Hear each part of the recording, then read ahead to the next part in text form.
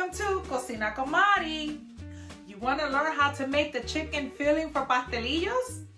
Maybe they're called empanadas or empanadillas where you're from. But I'm going to show you how to make the chicken filling, the regular one that we make where I'm from Puerto Rico, originally from Vieques. I'm going to show you how to make it with or without cheese. Okay?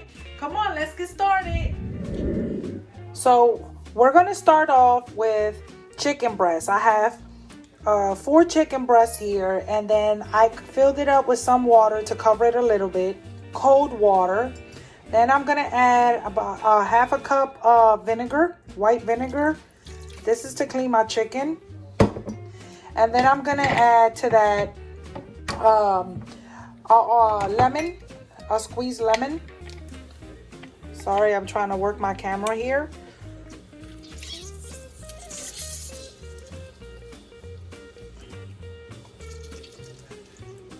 And then I'm going to add the second one.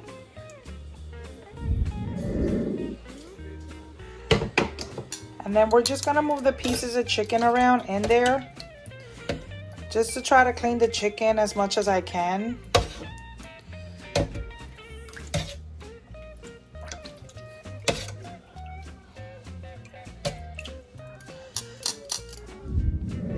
And then we're just going to let it sit here for about 5 minutes. 5 minutes, you're going to let it sit here.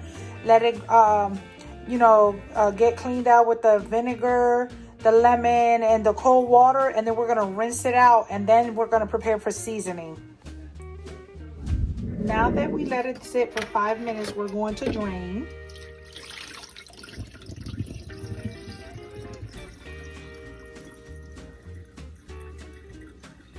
And then I'm going to wash the chicken. And then now I'm going to lightly season with some Spanish seasoning.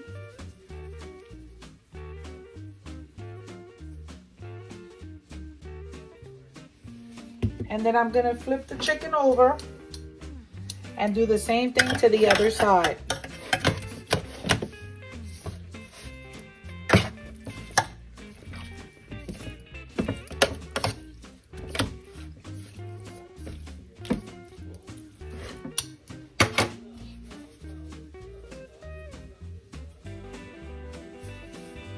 And now I'm going to let it sit here for a couple minutes while the chicken is getting mixed in with the flavors. And just move the chicken around like this.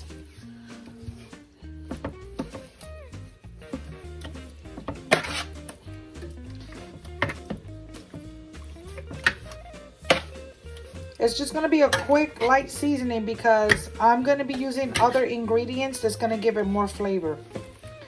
I'm not going to remove the fat to the chicken breast because I'm going to need that to cook so it can give it more flavor.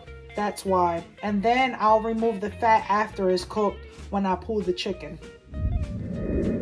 So now I'm going to take a nice large skillet or pot that's deep enough, or pan.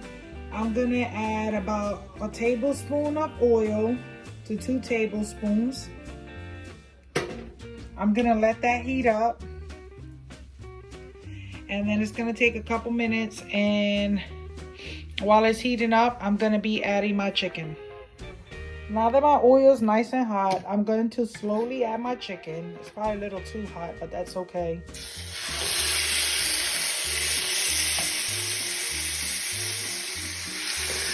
It's only sizzling like that because of the fluid that it still has around it.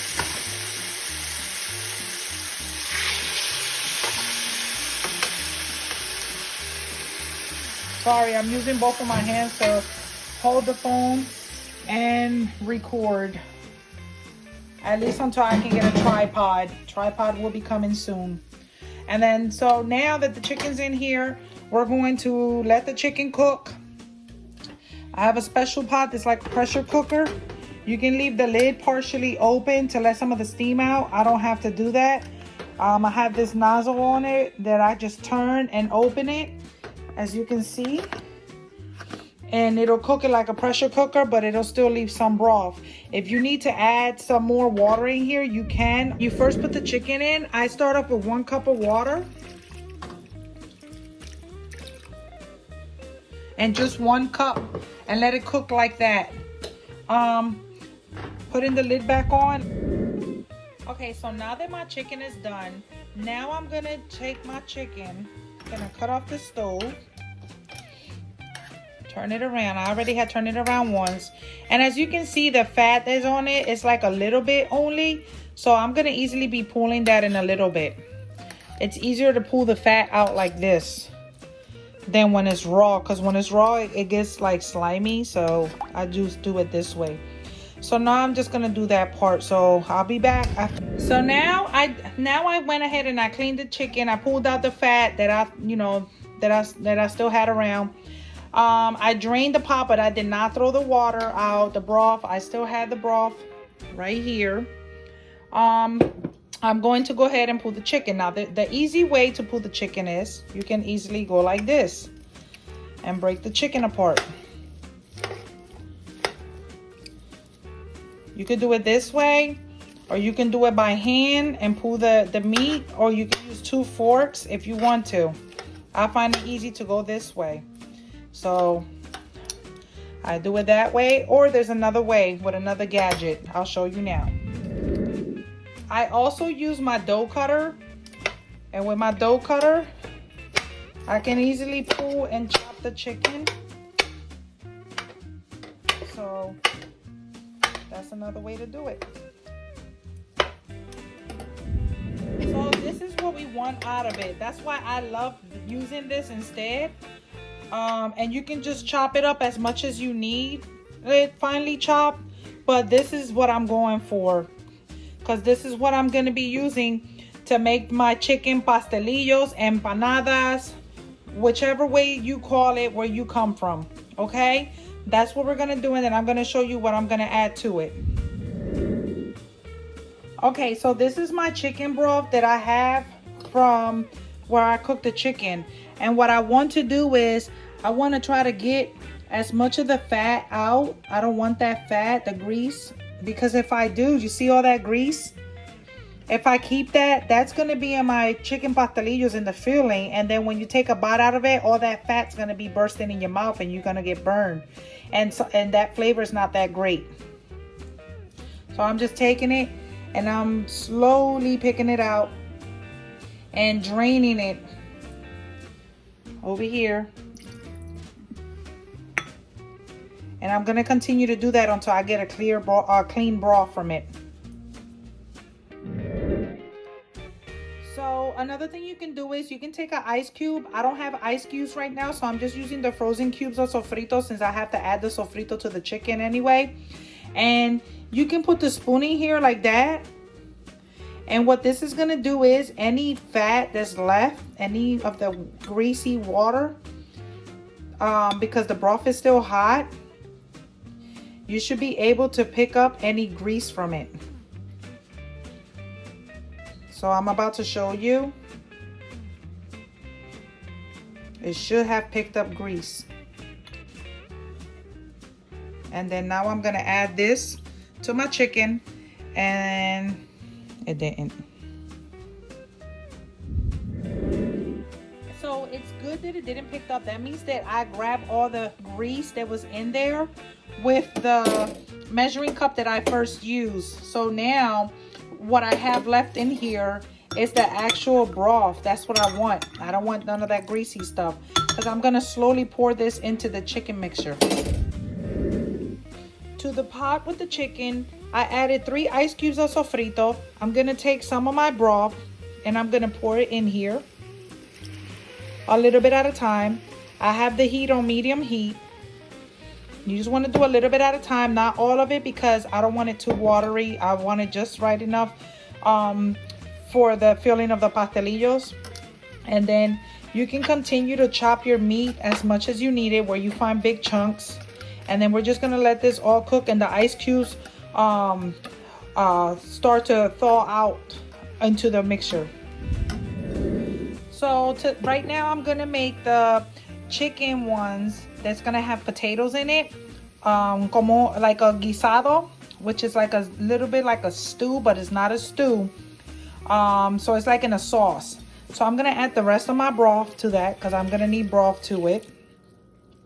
And then I'm gonna add about, let's say almost a half a can of tomato sauce.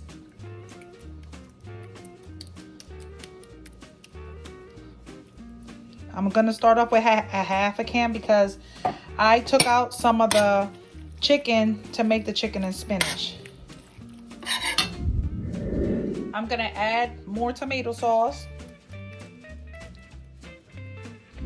And then I'm gonna mix it. And you see how there's already a little bit of broth in there? I'm not gonna add any more water until all this is blended in together.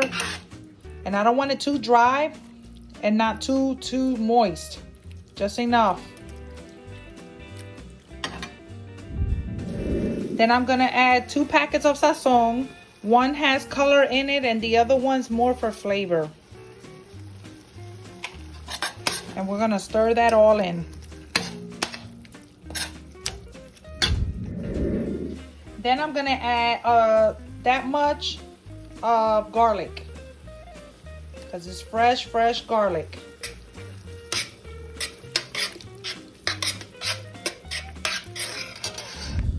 Add black pepper, whether it's freshly ground black pepper or one that already comes grind. I like to add a little bit of fresh red crushed pepper. So now I'm gonna add some peppers, white onion, and some scallions, which is like a green onion. I'm gonna add that to the mixture.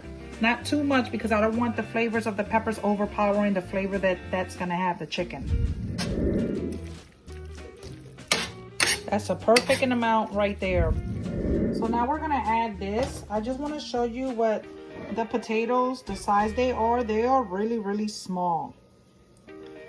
We don't want them too big. We just want them real tiny, cut into cubes, very tiny. So they can get nice and soft. And they're gonna go into this mixture and everything's gonna get simmer until the potatoes get a little nice and tender. So I'm gonna mix the potatoes in here. And then to this, I'm gonna add a little bit of the water from the can of tomato sauce. I added a little bit of water in there, you can see. And I'm just gonna add a little bit, just drizzle a little bit. Okay, not the whole thing. Mix it up. Make sure it's nice and moist. And then you're gonna place the lid on it because you want this to simmer slowly. And keep in mind, you don't wanna add too much water because the lid, when you put it on, it's going to build up enough steam where it's gonna drip down from the inside of the pot, from in here into it, and it's gonna continue to build a little bit of more liquid inside. So now we cover it. My knob is closed, and I'll give it about 20 minutes, and then I'll check up on it. Always make sure to taste what you're cooking, and that's how you're gonna know if you need more seasoning or not.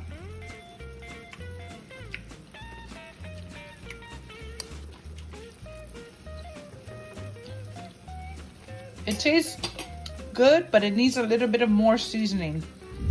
So when you see that you need a little bit more seasoning, just take it and a light sprinkle, very light. I didn't add onion powder before because I was adding fresh onions, but now I'm gonna add some onion powder to it. Stir everything together.